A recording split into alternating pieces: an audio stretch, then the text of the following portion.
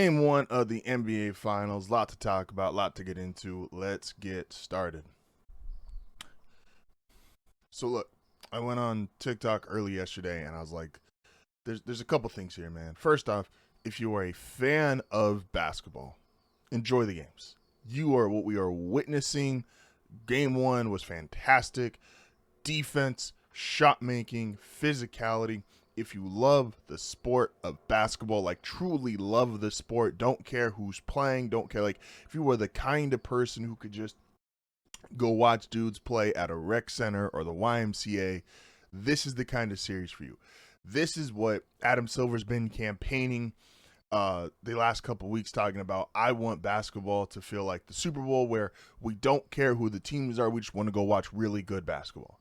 Now, I don't think we're there yet, but that was product-wise as good as we're going to get. I mean, everything from, again, the physicality, the defense. These are both two great defensive teams. You're seeing them at stretches, pick up half court. You're seeing one-on-one defenses played amazingly. You're seeing guys go in there, get hard, tough, physical offensive rebounds. You're seeing great shot making. Lou Dort hits 5 threes. Obi Toppin hits a couple threes. You're seeing SGA, who I do think pressed a little bit. It was the first time I think I've saw him go, you know what? I don't want to start the series off with the quote-unquote, I'm just foul baiting narrative. He took a lot more threes. He took 11 shots in the first quarter. It was the first time I think he truly played out of his game, did not play the style in which he is the best version of himself. I think he will rebound, obviously. He's a great player. I have my complaints, but I think that will fix. But everything about last night was amazing. If you genuinely just like basketball. I mean, the Thunder showed why. Both these teams showed exactly who they were last night, by the way. When someone shows you who they are, believe them. And don't be confused because you get these glimpses or these moments, and that changes your perspective on them. The Thunder are the best team in the NBA from start to finish the season, whether they win a championship or not. They were 80-19 going into last night's game. Think about that. 80 wins before the NBA Finals are one of 3 teams ever. And last night, you could see throughout the majority of the game, they were the better team. You clearly, if you just watched both teams play and you're like, who won 80 games? It was clearly the Thunder. They were better from start to finish. The Pacers were clearly who they were, which is a team that is led by a point guard who gets everybody involved, is not a score-first guy, even though he can shoot, even though he can score. Well, that's not what makes him great. They are a team built on depth and late game heroics. They operate in the fourth quarter better than anybody. Tony hit the text. He was like, hey, down 9 in the first quarter is a win. Emphasized. I said going to the fourth quarter, if this is within 9-10 points, Thunder got to feel nervous. And what we get in the fourth quarter, again, the Thunder, clearly the better team. Clearly the better team. Fourth quarter, execution. This is where some of that age is starting to show. I know we're all trying to dismiss it because they've already made it to the finals. But Chet, not playing as well as he could have, or he has played in this postseason. Jalen Williams, who is their second best player, their third team All-NBA guy, one of their all-defensive guys. Lou Dort was the second best player last night. And there's an argument, again, I think it's the first time SGA really pressed. There's an argument that Lou Dort was actually the best player for the Thunder last night for multiple long periods and long stretches last night. Problem with that is you're not winning the NBA Finals, especially against this Pacers team, if Lou Dort is your best player for long stretches of the game. But the Thunder were great start to finish, or start to about 3 quarters, halfway through the fourth quarter, and then the Pacers do what they've been doing. They execute. They keep the game close. They just keep running and shooting. They're in great shape.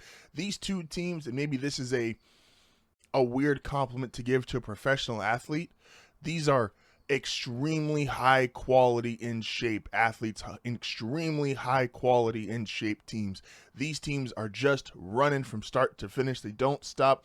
Rick Carlisle was using, which I thought was brilliant, and Rick, to his credit, gives me very much like these Bruce Bochy type vibes where No, he's not one of the greatest coaches ever, greatest managers ever, but you get situationally in the playoffs. We saw him do this against LeBron. We saw him do this last year, even when they got to Eastern Conference Finals, and now again in the NBA Finals. He just does these little tweaks, these little changes, and shout out to him doing the volleyball substitutions where it's all 5 people, or the hockey substitutions, all 5 guys at once during stretches, because he's like, hey, we need to keep this pace up, because he is aware and he is playing to the strength of, I have 10 guys that I trust. I don't have 10 all-stars. I'm not as deep as OKC. Hell, we're not as high-end talented as OKC. We probably weren't as high-end talented as the Knicks. We weren't as high-end talented as the Cavs. But if we keep this pace up, we keep running, we keep going, by the time it gets to the fourth quarter and it is shown up all playoffs, we will absolutely be in the best position to win, and we will take advantage of it. And what more can you say about Tyrese Halliburton, man? This is the kind of stuff. I love sports, right? And I love sports a lot more probably than I should. These are the kind of things that you just love to see. I compared it to Dirk's run. When Dirk's run isn't the most impressive statistically, Dirk's run isn't the most wins ever against playoff teams, or the most teams that won X amount of games in the regular season. There's no one determining factor that made Dirk's run in 2011 legendary, special. There's no number that you could pull out that says, oh, that's one of the greatest playoff runs of all time. In fact, it's maybe the greatest playoff run of all time. But the reality is, anyone who was there to watch it, anyone who was there to see it, anyone who witnessed what Dirk did in 2011 knows how special, knows how legendary, just knows how incredible that moment in time was. And that's what Halliburton's on right now. The game winners, I don't know what he's averaging. That's what I said when I push back against the number people. I don't know what Tyrese Halliburton is averaging. I don't know how many points. I don't know how many assists. I just know his team keeps on winning. He keeps hitting clutch shot after clutch shot. He keeps the pace going. He is, in my opinion, on paper, continuing to beat teams that are on paper better than the team that he is currently playing with. It's one of those moments. It's just special. Enjoy what you are watching, because we don't get a lot of opportunities like this. Again, Dirk's run in 2011, I have no idea what his points per game were. We get so enamored.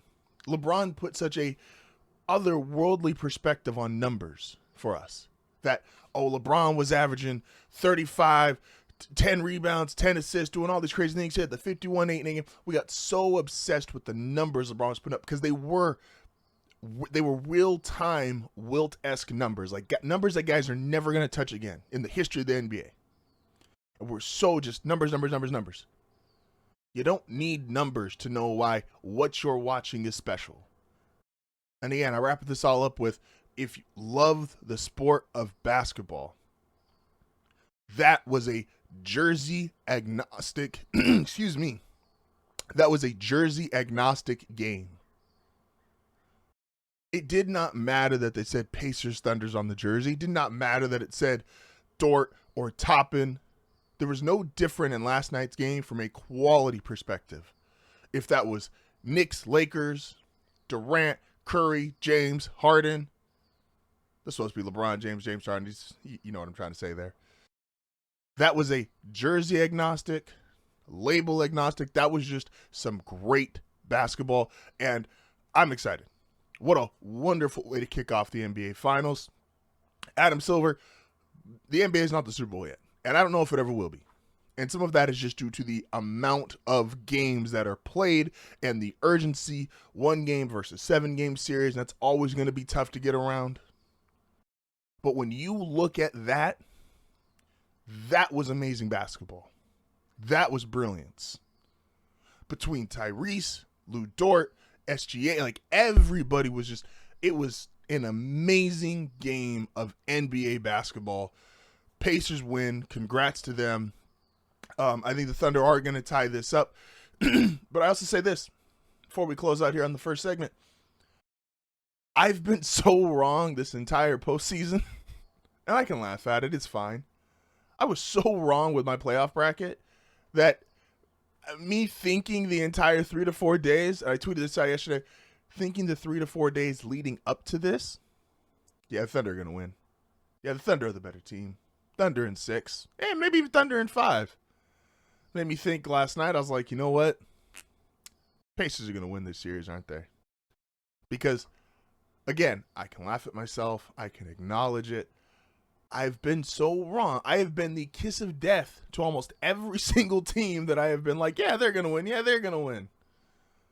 Minnesota's my one exception. They made it to the Western Conference Finals. I was like, Pacers in 6, man. And I don't really believe that. I just think that's the way this playoffs have gone.